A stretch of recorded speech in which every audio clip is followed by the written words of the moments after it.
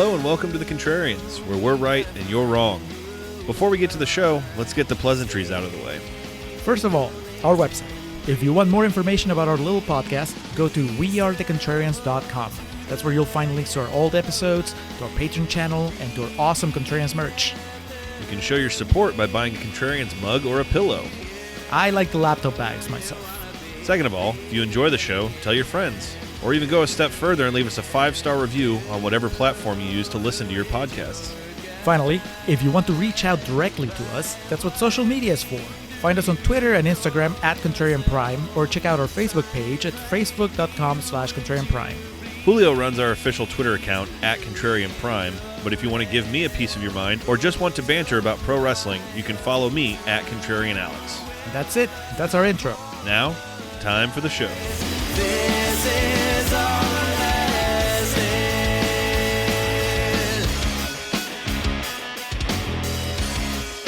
And we are recording for Contrarians Corner for Jaws, The Revenge. La Revancha. That's revenge, right? Kind of. It's... No, Alex. It's Okay. La Venganza. But La Revancha would be more like the... You know, like if we're playing Street Fighter and I beat you, and then you're like, no, let's go again. Oh, it's like a rematch. Yeah, rematch. There you go. Okay. I once there was a wrestling match that had a Mexican performer in it, and it was billed as La Revancha, and I just assumed due to the stakes that was revenge. So the rematch. In many ways, though, this is not the first or second. It's the third rematch, I guess. Because we have between us and the shark, it's the second one. So so it is La Revancha for us and Jaws. Yeah. Okay. Well, I planned it that way, listeners. So there you go. Just when you thought it was safe to go back to the Bahamas, this fucking shark travels across the continent and is like, "Hey, we're doing this again." Look at me. He has like a bandana on and pulls out a switchblade. It's like, I'm here for you. I will not be ignored. Years and years after our original Jaws episode, we're back for Jaws, The Revenge, which, as I mentioned in the teaser for this, has just an absolutely fantastic poster. And did they peek on the poster, Alex? Is that going to be the real talk? Between the poster and the opening credits, I think they peaked early. It was one of the most expensive movies of 1987, so at least we have something good to say about it right off the bat. It has Michael Caine. It does have Michael Caine. Like, it really has Michael Caine, because I thought that maybe one of those movies where they boast the appearance of, 5 minutes of screen time from a known actor. Yeah. They put him all over the poster and the marketing materials. But no, this is Michael Caine is one of the main characters. He's in there. He's rocking it. He's flying a little prop plane. It's quite good. He's really flying it. It's not green screen. This is practical. Yes. I mean, there is a lot of practical effects in this. And Michael Caine, part of that $30 million budget was $1 million of flying lessons for Michael Caine. Sadly, though, Jaws the Revenge, just spoiler alert for those of y'all tuning in, didn't make it to the Best Picture round. It was not The Last Emperor, Broadcast News, Fatal Attraction, Hope and Glory, nor was it Moonstruck. But we are here today to bring you the positive merit of Jaws the Revenge. And what is revenge in Spanish, just so I have that straight for the future? Venganza. Venganza. Love it. Hello, I am Alex. The guy helping me out with rudimentary Spanish is Julio. We are the Contrarians. We are here once again to rage against the Rotten Tomatoes machine. Welcome. Why we're doing this movie, of all movies, we'll get to here in just a moment. Let's go ahead and cover what we're here to do, and we'll get right into it. Here on the Contrarians, as I said, our battle cry, we rage against the Rotten Tomatoes machine. Find a movie on Rotten Tomatoes that is highly rated, a lot of times accompanied with that beautiful IP that lets you know it's certified fresh. And what we'll do with movies like that is cut them down to size, tell you some of the, maybe problematic things about it, be it poor direction, questionable acting, bad storytelling choices, bad score, bad soundtrack, just aimless narrative, whatever it takes to make our point. Conversely, we'll find a movie on Rotten Tomatoes that is lowly rated, one of those nasty green splotches known as rotten, And as you could infer, we'll make a case for that film's positive merit, tell you things that maybe critics got wrong, that they just swept under the rug to feed their notion that it was bad, be it cinematography, bold storytelling choices, good direction, good acting, score is something we rely on a lot of times. Whatever we need to do to build our case, we will do. I mean, the score here, it's a classic. Oh, yes. Is it? I heard John Williams put his great-grandkids through college just with the Jaws score. I really thought that, who directed this? What was the gentleman's name? Joseph Sargent just called up Charlie Bernstein, the guy who did the score for Nightmare on Elm Street. It was just like, hey, what didn't you use, and can I use it? Originally, he had scored the entire movie just with the John Williams theme. And they're like, no, you can't do that. You need some other music in between. This movie's already gone $20 million over budget. We can't keep this going, man. But as you could guess, Jaws: The Revenge, being a 0%er on Rotten Tomatoes, is going to get the full white glove contrarians treatment here. We're going to make this movie sound as though it were the original Jaws from 1975. Is that right? Do you know? 75 might be correct. Okay. Oddly enough, as we referenced at the beginning, we gave the original Jaws the Contrarians treatment as well, and we made it sound like Jaws: The Revenge back then. So many, many moons ago, we covered the first Jaws, and that was like the first episode where we actually got like listener feedback, and that's the main thing I remember from it. So what I just explained, 0%er on the old Rotten Tomatoes with an awful 15% audience score. We're going to talk about this movie, although it was filet mignon. That will comprise the first half of the episode, part 1. That's what we call Contrarians Corner. Julio, if listeners want to know how we really feel about the movie we're discussing, in this case, the PG-13 rated, despite the copious amounts of blood, Jaws: The Revenge. They just need to hang around for part 2, the second half. That is correct. Part 2 of every episode, aptly titled Real Talk, is where we tell you how we really feel, how we experience a movie regardless of the Rotten Tomatoes score. We drop the gimmick, we open up and tell you our real feelings. In this case, Alex and I had never seen Jaws: The Revenge before, even though I think we're both pretty familiar with its infamous reputation. So I don't know how Alex feels. I know that he's a big fan of practical effects. He has far more tolerance for schlock than I do. So it's looking good for Jaws: Revenge, at least on the Alex Mattis side. As for me, I don't know. Sometimes I can have fun with this type of movie. Will this be one of those? Well, you have to stick around until Real Talk to find out. That's also where you'll find out how the person that demanded this movie feels.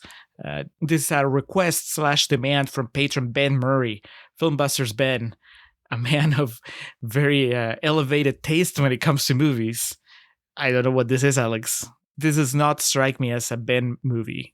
Does it to you? No, that's quite quizzical. Julio does a really good job of handling our patron requests and kind of organizing the episodes we do with that. So I've tried to come in kind of background blind, as we say, to some of these, not knowing who picked the movies that we're doing. And I always look forward to Julio's explanation. And yes, that is fairly surprising. I don't know. Ben's always throwing curveballs. Who knows, man? Maybe he just really likes sharks. I don't know. We'll find out because he sent a clip. So we'll play his clip on Real Talk. That's something else you have to look forward to. But before that, we have Contrarians Corner to get through, where Alex and I will talk about this movie the best possible way. We're going to praise it. Are you ready for this, Alex? Bannon. Bannon. It's the only appropriate response to have in this situation. Bring it on, man. Makes everything better as soon as those two chords. That's right. You start sweating. You get excited. You don't know what's going to happen next, but you know it's going to be awesome.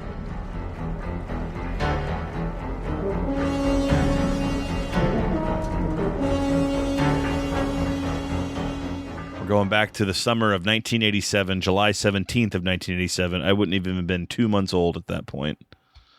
And coming this summer, Jaws the Revenge. This time, it's personal. Julio, 0% on Rotten Tomatoes, man. So for the second half, when you typically retrieve conflicting reviews, did you have to go to Letterboxd for that? I did. But we're going to start with 3 Rotten Tomatoes quotes. All rotten, because it's a 0%er.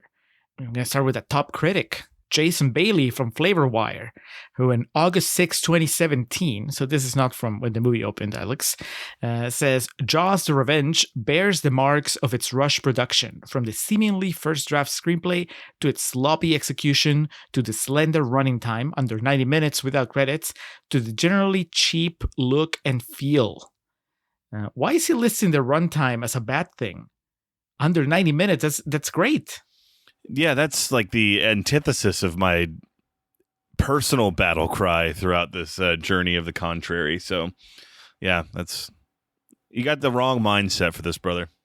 Next, Daniel Barnes from Dare Daniel says, located a million light leagues away from the elegant terror of Spielberg's 1975 classic, this fourth entry turns the shark into a standard issue 1980s slasher villain. And that's a bad thing? Yep. A shark slasher. Sold. That sounds like a Tubi original. One of the good ones. Speaking of which, I saw your post online. I didn't realize this was on Tubi. I rented it on YouTube. You paid for this movie? Alex. It was discounted to $3.49. Hey, the transfer was phenomenal. And that's already bleeding into a bit of real talk here. This is a good-looking movie, so I wasn't too remorseful for it. Yeah, at least you didn't have commercials undercutting the tension in between shark attacks. So, all right. We're going to close with another top critic, Jay Boyer from the Orlando Sentinel, who says, a lot of the time, the people in this picture just stand around looking very sad, as if remembering happier days. Watching this sorry film, you know how they must feel. That's from April 30th, 2014. I think Jay Boyer missed the point that this is a movie about grief. This movie opens with one of the main characters from the first movie dying horribly. Of course, his family is going to stand around looking sad for the rest of the movie. The hell did he want? I don't know. Roy Scheider back or some shit. Yeah, he's a Scheider truther. Like, it's not a real Jaws movie if Roy Scheider is not in it. It killed your father. Dad died from a heart attack. He died from fear. The fear of it killed him. Mom. All right, well, let's get into it. And by that, I mean we open with one of those classic Universal signatures, and it just filled me with such warmth and happiness. And this opening credits, man. So you can go back in our archive a little ways and find Friday the 13th, Part 8, Jason Takes Manhattan. And while the opening credits of that are kind of static shots of nightlife in New York City, set to the darkest side of the night. It's coming back to me. What that transitions to is something that looks exactly like the opening of this movie. And this came out a year before Jason Takes Manhattan. And the opening of that is when he comes out of the water and stabs those 2 teens in that boat that's just kind of floating aimlessly. But it looks a lot like this, and that was immediately what I thought of, was like, did they just steal the shit from Jason Takes Manhattan? But then I looked it up, and I was like, oh no. The other way around. Kane Hodder and company were like, hey, y'all seen that new Jaws movie? There's fire to that smoke right there, brother. It's a shame that you didn't watch it in Tubi, Alex, not just because you had to pay for it, but also because it gets in the way of what was going to be my opening salvo here. Tubi, I'm pretty sure YouTube doesn't do this, but Tubi gives you a button, an option that says skip intro during the opening credits, which is amazing. Insane. Yeah, this is where we are. And while I normally would begrudge the idea that the streaming service wants me to skip the opening credits of a movie, this is not a TV show, but a movie, I think it kind of works in the sense that Jaws the Revenge would appreciate that they give you the option to just cut straight to the action, which is what this movie does a lot of time. Why the hell would I want to do that? I got to prepare myself for what's about to follow. And in this case, it's Jaws is a creature that is way more intelligent than we ever could have thought. He's not just a big fucking shark. He's got a big brain in that body too, man. It's this. What is it? The genealogy, like the connection between, because this is the fourth Jaws movie, and unless I'm mistaken, I think the shark dies at the end of every Jaws movie. So this is not the same shark, or maybe it is. I don't know. I think it's supposed to be. Yeah. So it just puts itself together and then gets back on the hunt. Well, I haven't seen the second or the third one. How does he die at how does Jaws die at the end of the gender neutral shark? How does he die? It's Pat. It's Jaws. Oh, and before I forget, Friday the 13th fans are screaming at me. Manhattan was 89. I forgot that between Jason Lives and New Blood, they took a year off because 1 through 6 is 80, 81, 82. It was every year, but then they took a year off. There was not one in 87. Just to distance themselves from Jaws of Revenge, so people wouldn't make that connection right away. Yeah, absolutely. Give himself a little a runway, some breathing room. So they're like, oh, people will forget by then. Statute of limitations up. So seriously, I don't remember the end of the first Jaws. He stabs him and they shoot him with like that. Okay, they literally replay the ending of the first Jaws in this movie. Chief Brody shoots the oxygen tank, so it makes him blow up. Like the shark has the oxygen tank in its mouth, and then Brody shoots at it and blows him up. That's and right. Then, but they blow him up again in this one. Sorry, spoilers, but and I'm pretty sure he blows up in the third one. And I probably brought this up when we did our original Jaws episode. I saw number 3 in theaters, and that movie. By God, I know. What were my parents thinking? But that movie takes place in SeaWorld, and it was 3D, but we didn't watch it in 3D. But I remember thinking that looked like a 3D shot when the shark blows up at the end and the teeth of the shark just come at the screen. Fantastic. So that's 2 sharks so far in the past blowing up. And then I think the second one, it's electrocuted. It like the shark is coming at Brody and Brody's holding on to some like electric cables, and the shark bites the cables and electrocutes itself. But this is supposed to be the same shark because our main character in this, Ellen Brody, Lorraine Gary, is convinced that it's he's come, or it's coming for me. And let's not tantalize the audience any further. The movie starts with Martin Brody, Roy Scheider's son, getting eaten by Jaws. And, it's out there. It's coming for me.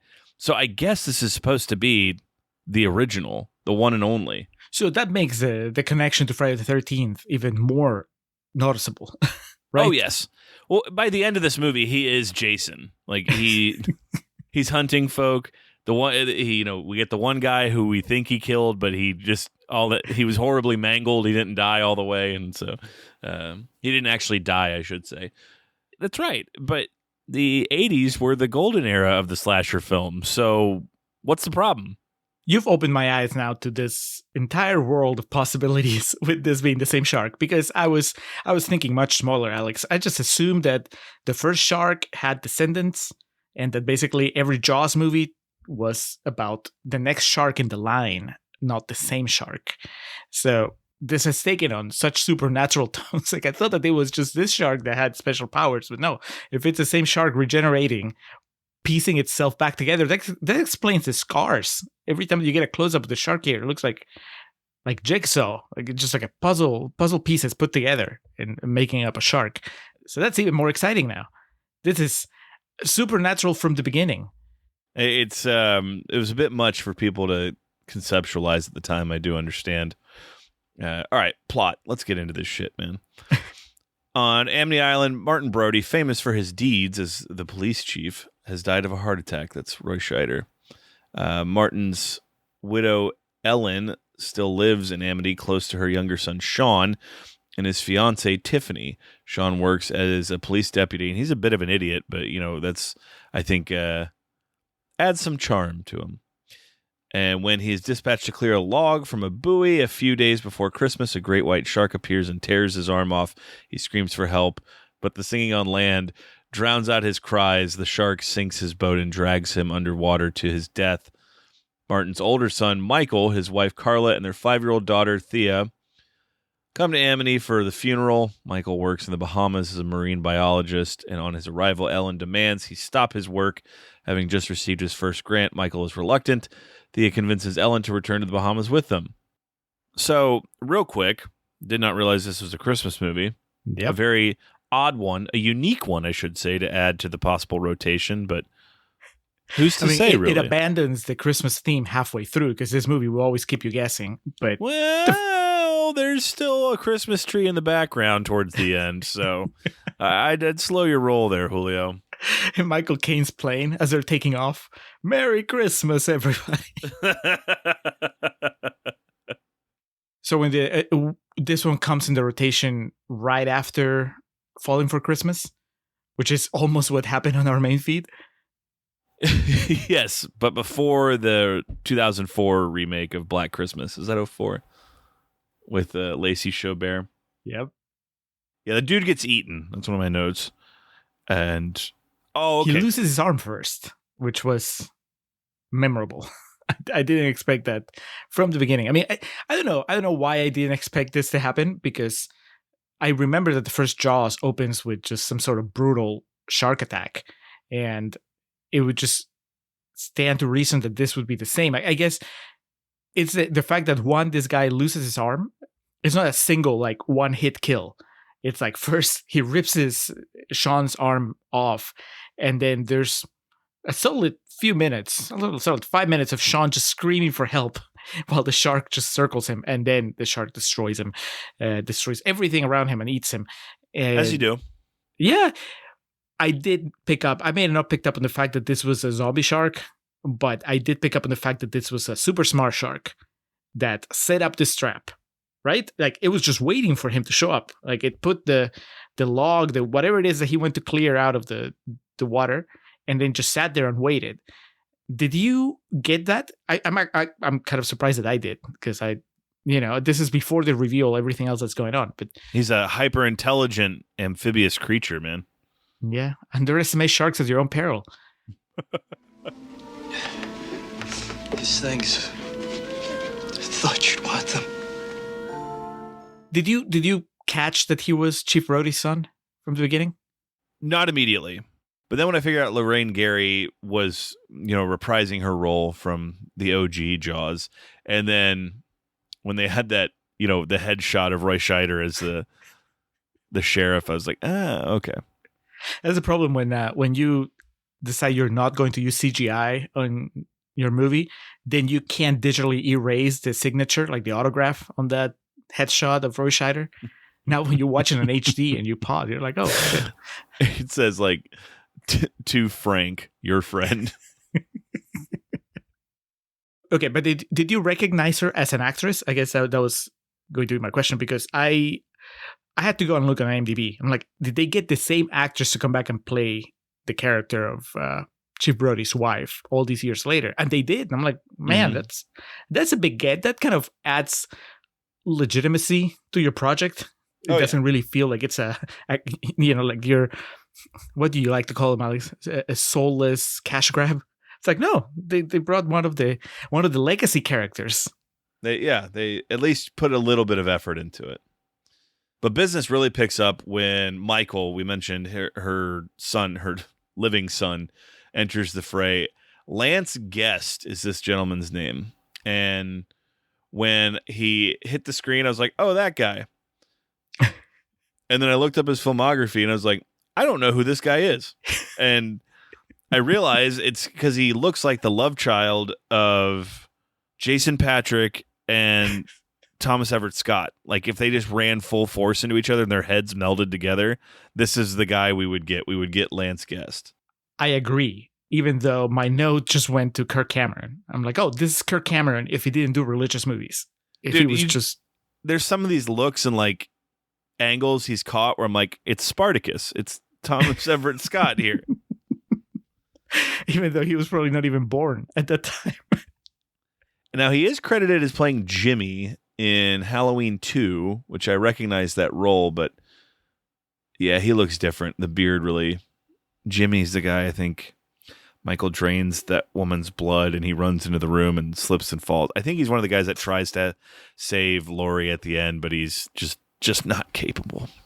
Well, in this one, he's lost his father and his younger brother, so he's a little rougher around the edges.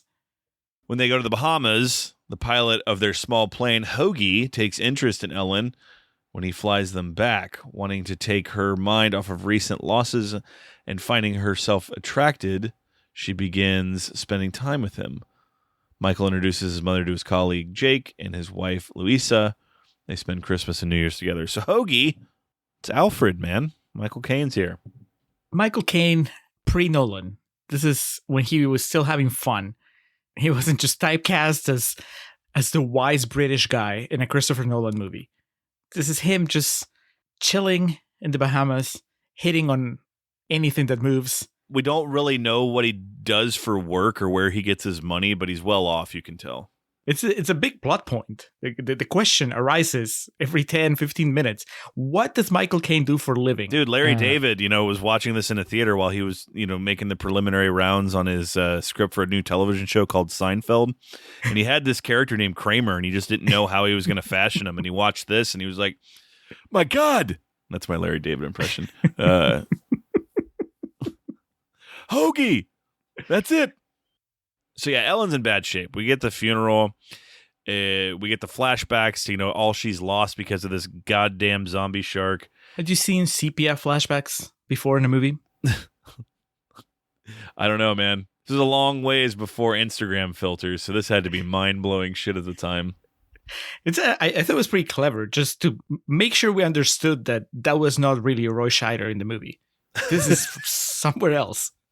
And it's not even, it's 12-year-old footage, and it's not like some unearthed lost film.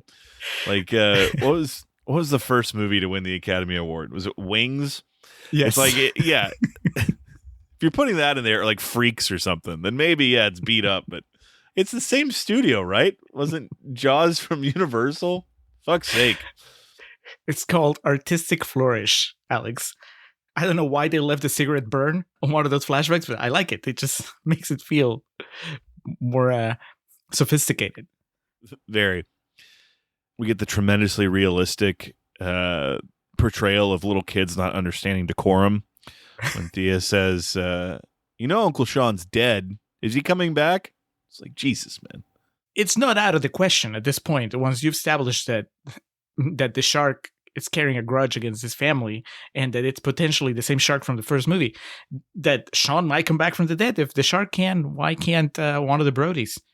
Yeah, I didn't know where this movie was going to go, ever. That kid was just voicing my questions. It's like, when is he coming back? Is Roy Scheider coming back? I don't know. It's weird. This is, and weird in a good way. I've always said, whenever the subject of death in a movie and the consequences of death comes up and people start criticizing the way characters act, I always go to listen, grief affects people differently. Everybody reacts different ways. Some people just shut down. Some people get really busy.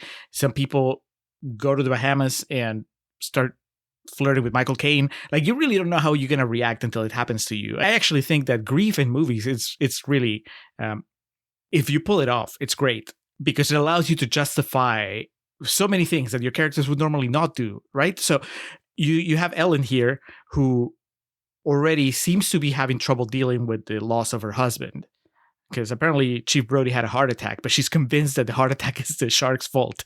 So she's already in a tough place, and then she loses her young son to a shark. And everything she does in this movie, if you didn't have that cloud of grief hovering over her, would be kind of nonsensical. But because she's going through so much shit, you buy it, or at least I did. I'm like, yeah, of course she's just towing the line of a nervous breakdown. So it makes sense that she will just go dance with Michael Caine, I don't know, 5 days after her son was eaten by a shark, because things stop making sense when you're grieving. This is an entire family. It's her oldest son, and by extension, her son's family. So anytime that somebody acted in a way that would maybe prompt someone to go oh, I don't know, I wouldn't act that way. The answer is, well, yeah, but they just had a major loss in their family. So they're shaken. They're not acting. They're not being themselves. So did you feel like you had to justify the movie as it was going, or did you kind of like vibe the same way that I did, where it was like, well, they're grieving. Of course they're acting irrationally. Yeah, I've never personally been in the situation, so I was just like, slay, queen. Do what you needed to do. Now, Michael Caine, on the other hand, I mean, and I appreciate that this is absolutely just reckless pilot. well, yes. Letting the kid fly the plane, maybe a little too much. Going too hard for that 5-star Yelp review. It was like, the first time you operate a plane playing Grand Theft Auto, of he takes it and he's like, and this goes down and and this goes up. He's having a good time, though. We'll talk about Michael Caine's thoughts on this movie when we get to Real Talk, so hold steady on that thought. And, also, no one's ever been in the situation of the same shark killed, your husband and your son and is coming after you. So I don't know how you'd react in that. Maybe I would want to dance with Michael Caine because this shark's not going to stop. You realize how little time we all have left. Life is fleeting. You don't dance with him today, you might not be around tomorrow. Like sand through an hourglass. What do you want? Whatever we had last time. 2 Bahama Mamas, please. Because Michael's wife has to have something to do. She's an artist working on like a piece that's going to be donated and opened on a beach in the Bahamas there. As we mentioned, Ellen wants her son to cease his work as she assures him it's coming for us. And so, doesn't want him to be in the water. To which he logically retorts, well, we're in, warm water ocean territory. They don't like that. They're not going to come here. Ha ha! Fool! Conventional wisdom has nothing on a shark with a vendetta.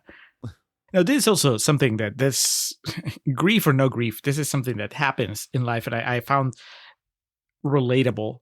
I like that this movie is about Ellen Brody worrying about how her son's work, her son's job puts him in danger, and Michael Brody worrying about how his mom's newly single status puts her in danger around Michael Caine.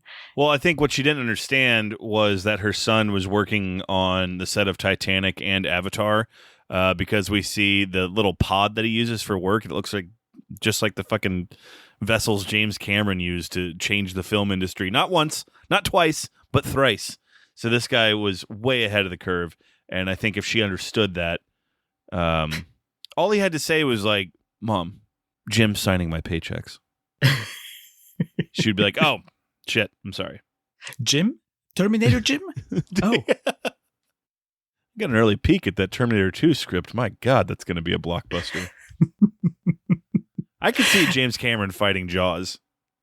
Jaws, of course, being superhero movies and reluctant moviegoers. Just him, and Cameron just dresses like Chief Brody. He's dressed just like Arnold in the Terminator, but he's underwater, like with a leather jacket and the glasses on. Fuck you. Now, Jake, Michael's partner in this venture where they're going underwater and tagging Mario Van oysters. Peebles. No, Alex, that was Adrian Brody. Oh, wow. Keep up, boy. Yeah, man. We got the whole crew now, And I give a big up, enough respect, and dancehall players, And I shun John. I'm very psyched. I've turned that into like canon and also something that you can now reference. Peebles was born in Mexico City, Mexico, the son of writer, director, actor, and musician Melvin Van Peebles and Maria Marks. Now, Melvin is also in the movie, right? Because I saw his name on the credits. Yes, he was the mayor, the guy who gave the speech on the beach. Okay.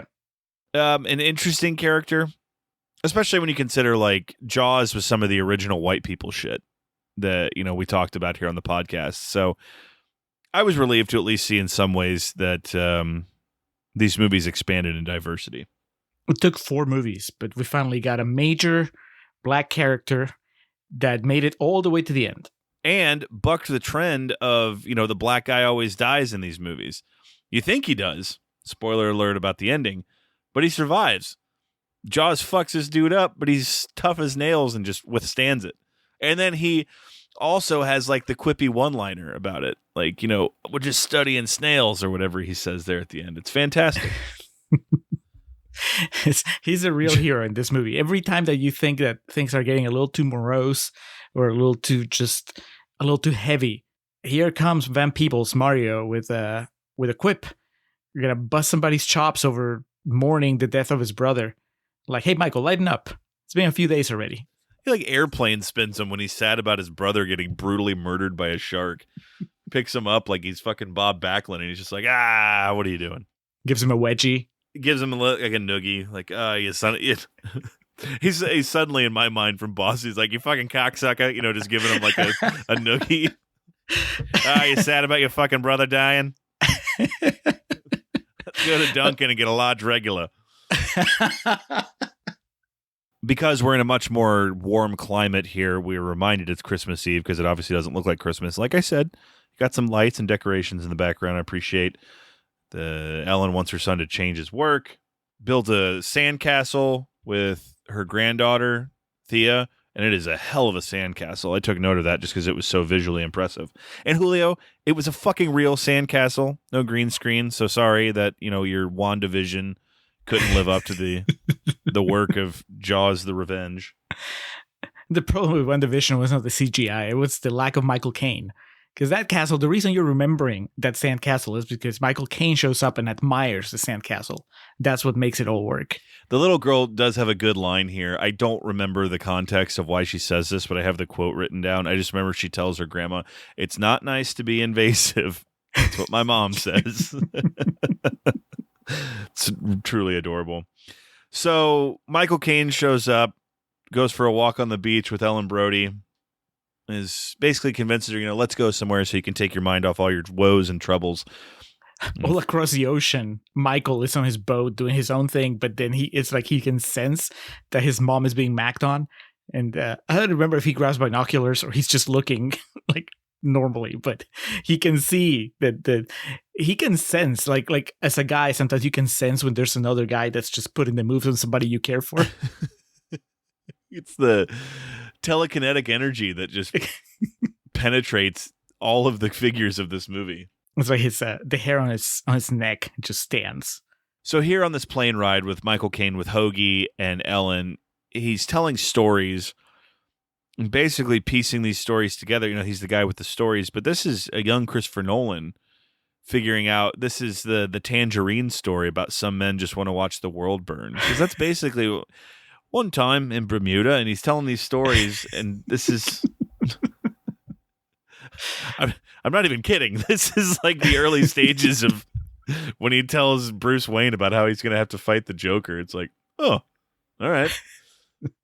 My note here says telekinetic, but what I meant to write down is telepathic, because Ellen can sense Jaws is near. And Michael and his crew discover that Jaws has come, but they don't want to tell anybody. What's their reasoning? So they can capture it for study? Yeah, Jake, Adrian Brody / Murray Van Peebles. I think it's Murray Van Peebles like on screen, but the voice is Adrian Brody. Like he dubbed it. He's not happy with the current work they're doing, studying seashells and whatever, and he wants something bigger that's gonna make them more money. And apparently, a shark in the Bahamas is definitely that. So he tells them, okay, we're not gonna tell anybody. We're gonna put a tracker on this guy, and we're gonna capture it, and then we can go back to the seashells if you want. And that part makes sense. The part that doesn't make sense is when he says that he's tired of living in the Bahamas, because the Bahamas is painted as an amazing place to chill at, even if you have that killer shark roaming around. Didn't you get that feeling? Like, I've never been. Have you ever been to the Bahamas? I've not. It looks amazing, right? Like everywhere you go, people are just partying, and it's very colorful, very relaxed. The cherry on top is when you actually see Michael Caine dancing in the middle of the street. He starts dancing as he's talking to Ellen. You know what I'm talking about? He's doing like the little bounce. Oh, yeah. There's a dance scene with Michael Caine and Ellen Brody. What's her name? Lorraine Gary. Older people bopping on the streets. Her son died like literal days ago. Grief, man. I'm telling you. You process it different ways. So yeah, as you mentioned, they bait Jaws in. They're just throwing pretty much random animal cuts into the water, and just there's blood everywhere.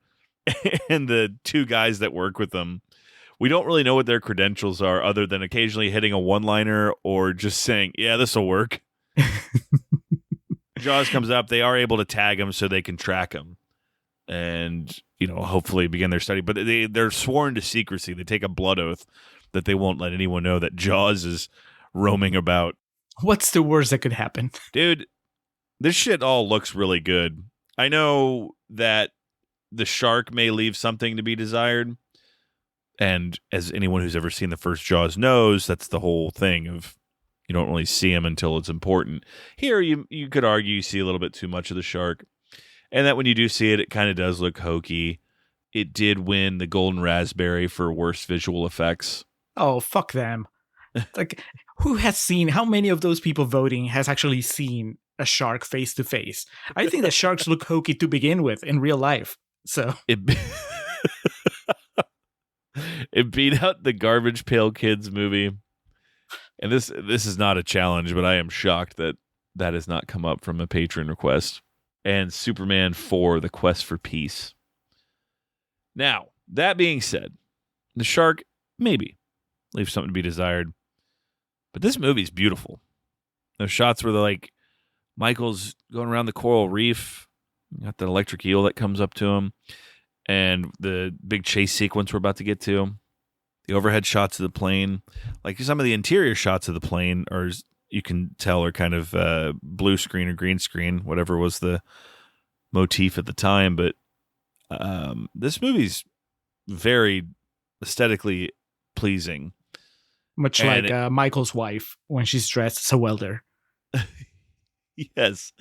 And you got to believe it probably wasn't too much of a hassle or, it definitely didn't make things hard that you were filming in the Bahamas and could go to the beach when you weren't shooting and stuff. So I was kind of envious of the actors in this. It's like you get to make a fucking cool slasher movie and you're on the beach chilling with Michael Caine, probably doing acid, telling him crazy stories. Michael Caine just spilling the beans and everything that went behind the scenes on Alfie. So we get the dichotomy of how dudes talk to each other versus how women talk to each other, which sets up the culmination of that is basically the unveiling of her art piece. But Jaws, of course, fucks that up. We get the cute daddy-daughter scene that mirrors the scene with Roy Scheider and his son in the first Jaws, where they kind of mimic each other's actions. I saw you in Thea. You don't know what it did to me. You look just like your father. Do you remember when you guys used to imitate him? We now know the shark is looming, but Michael and the gang are still doing their underwater research, which, again, I don't really know what it is. They have a grant. They keep talking about that. And while he's underwater, Jake is on the walkie-talkie and is doing like the menacing, like, dun, dun, dun. So Jaws, the movie, is canon within Jaws the Revenge. The easy answer is that he doesn't know that he's playing the Jaws theme. He happens to be playing the Jaws theme, but we don't, because they've never heard it before. We do. The audience obviously recognizes it, but we don't know. Michael's on the other side of the walkie like, man, that fucking rips. Keep that going, man. Holy shit. This is the big chase scene, though. Yeah, where Sargent shows James Cameron how do you do it in 10 minutes as opposed to 45 minutes. And he does it practically. He doesn't do any of the Avatar CGI. This is good, though, dude. Jaws shows up and he chases Michael and he breaks the Cameron pod that he's in. And so he gets away. There's a submarine or a boat or some shit. There's a wreckage at the bottom of the ocean. And they, there's a chase scene through that. Finding Nemo ripped this off years later with the shark in that movie. The shark gets its shining moment. The here's Johnny moment. Yes. It just breaks through the wall, but doesn't come all the way. Just the face and the big smile.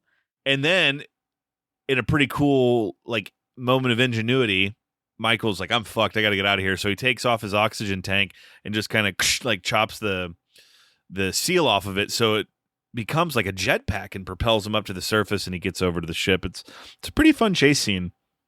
My only complaint, Alex, is he doesn't get the bends. You don't just shoot up to the top of the ocean without consequences. Well, we're dealing with the movie here in which its own franchise exists canonically within it. So I think, we're far past that. In this universe, the bends don't exist. More of the Nightmare on Elm Street scraps for the score they have here. And Jaws is about. So Michael knows the shark's out here. And he also knows that his wife has the dedication, the opening ceremony for her art piece that she made. He misses the dedication. He makes a clear choice to stick with the shark, not with his wife. Well, also putting his daughter in the immediate line of danger with not telling him the shark was there. So misses the dedication. At said dedication, the daughter, she's a little girl. She's like 5, 6, 7, something like that. So she's restless. She went, and if I'm a fucking kid, of course I want to go to the beach. There's a big banana boat. She wants to go out on it. And the mother's like, okay, you can go. And there's like 4 kids and 1 adult. This thing's rocking and rolling, strutting and strolling, riding along. And then Jaws comes up and just eats the fuck out of the grown-up on it. All right. This is the moment. This is the Halloween 2018 / Halloween Ends plot twist. We've been told that the shark was targeting the family, the Brody family. The poster, the tagline was, "This time it's personal." And here is where we realize it wasn't, because it doesn't go for the little girl.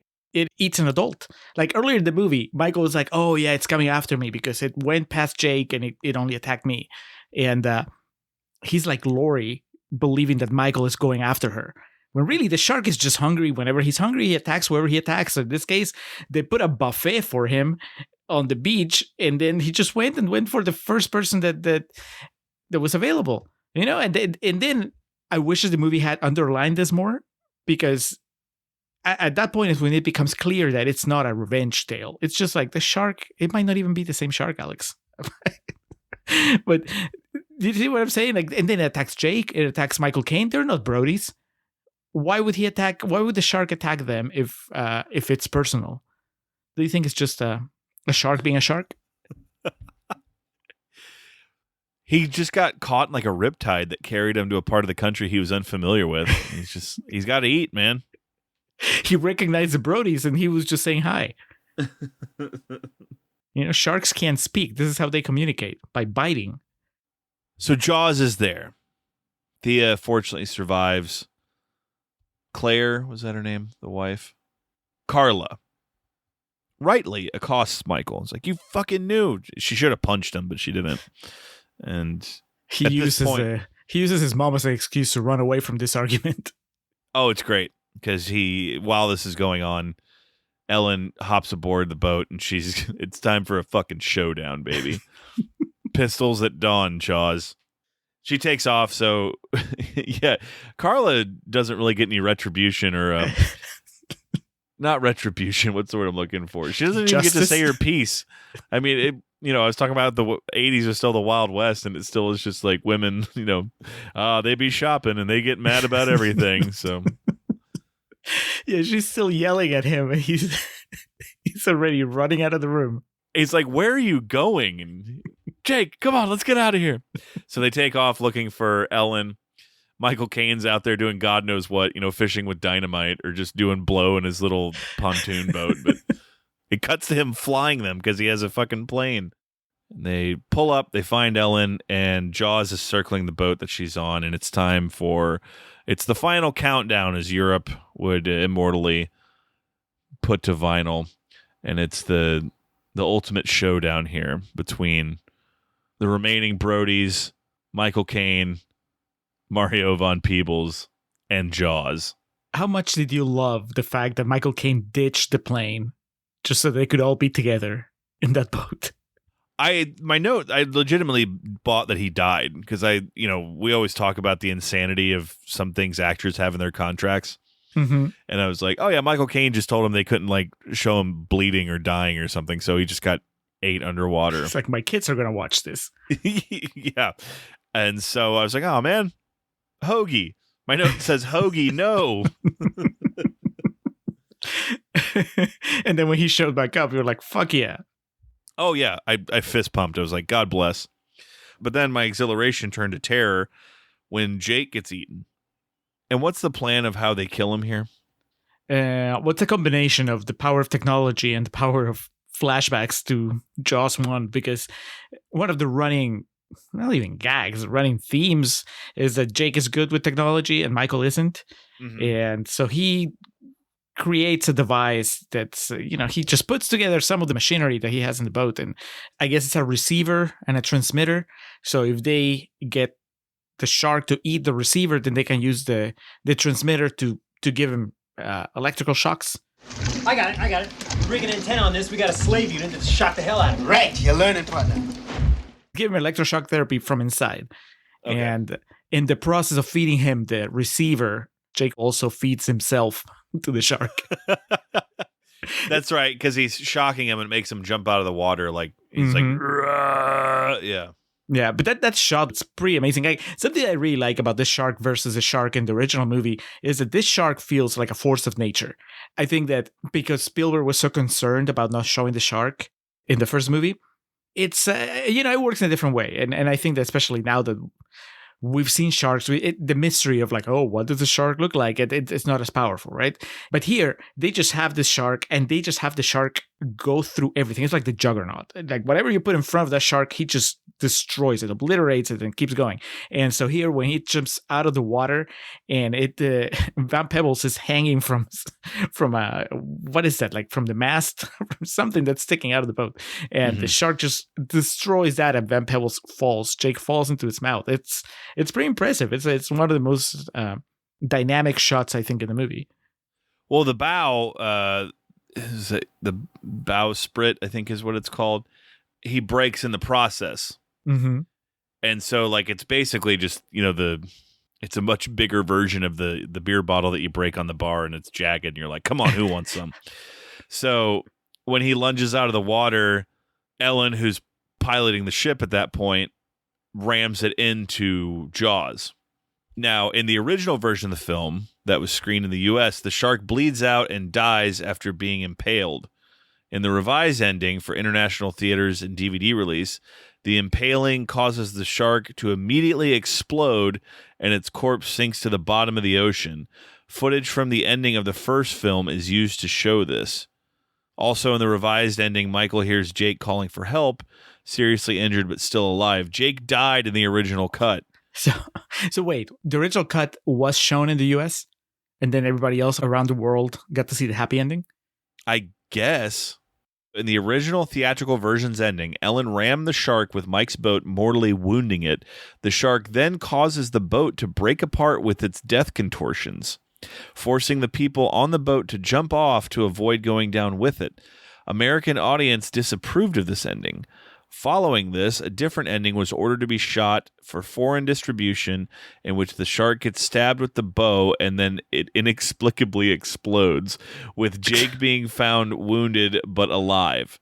Universal used this ending on home media releases. American audiences just cheering at the idea that the boat would make a shark explode. Who they disapproved to? Was John G. Universal outside of the theater and, it had like the sign on his neck that's saying, I made Jaws the Revenge, and people came up and just said, I am very disappointed in that ending. Shame on you. A rumor persists that the reshooting of the ending prevented Michael Caine from collecting his Academy Award for Hannah and Her Sisters in person. The reshot ending reportedly began filming only 5 days after the film was released in the United States. The new ending was the version released in other Western countries. The original ending can be seen on cable broadcasts. In his review of the film, Roger Ebert said that he could not believe, quote, that the director Joseph Sargent would film the final climactic scene so incompetently that there's not even an establishing shot, so we have to figure out what happened on the basis of empirical evidence. Come on, Roger. How hard is it to figure out that the shark exploded? But they just recycled shots from the original one. That is unbelievable. That is ingenuity. Yeah, I learned that all, not just myself, but Julio also. We learned that all in real time along with y'all. That's not something we knew coming in. That's tremendous. Doesn't that make you appreciate the movie even more? It makes me appreciate how movies used to be made way more. Because now, like, there's no no way. It's a literal impossibility at this stage of the game that a movie would make it to theaters with like a disputed ending and then they have to recut it afterwards. You know, there's obviously a reason for that nowadays. Shit gets leaked. People, you know, film it, torrent it, bootleg it, all that type of stuff. But take me back to a time where this was possible. Such an unnecessary loss of money. Well, yeah, but also in a way it was necessary because you had American audiences turning their noses up at this ending that I guess they felt wasn't punishing enough for the shark. So Sargent and the studio, they're like, okay, all right, so that's what you want? Well, fuck you. We're going to blow this shark up. Oh, Michael Caine won an Oscar? I don't care. He's coming here. Tough shit. I do like that I honestly like that Jake lived though, because it fits with the tone of this movie. Yes. The ridiculousness of him getting just chewed up, but then still being like, oh, he got me. I'm okay though. Let me put one last quip out there. In many ways, this was a precursor to The Hangover 3, where a filmmaker in a studio, not so much a studio, but a filmmaker was like, all right, fuck you. If that's what you want, I'm just going to give you the most milquetoast version of it possible. Except that this is the opposite. It's not milquetoast. It's just he went all out. This is where also when you were talking about Jake surviving, that means, unless I'm mistaken, the body count in this movie is only 2. Like 2 people die in the movie, which is 3. 3? Who's the third one? Because you have Sean at the beginning and then the woman that was with Thea at beach. Oh, I'm sorry. I thought you were. I misunderstood what you said. Yes, if Jake dies, there's 3. Without Jake, there's just 2. Right, 2, which seems really low for a shark movie, right? Yeah, I mean, but you don't think about it when you're watching the movie. You're just enjoying it. Yeah, this was 87, man. So by this point, Leatherface, Freddy, and Jason were putting significant numbers up on the board. So you're right. That's a low body count for something that really is presented like a slasher film. The shark was like, if you can't compete with them, just go the opposite direction. This is not about who kills the most people. It's about who presents the most thoughtful movie, the most thoughtful exploration on death and grieving. Well, and also it deserves credit, and it's shocking that I read it was PG-13 because the death scenes are fucking brutal. B.R. Oodle. He rips that dude's arm off and then eats him up, and then we see in painstaking detail that the adult with the kids on the boat just get munched the fuck up for dinner.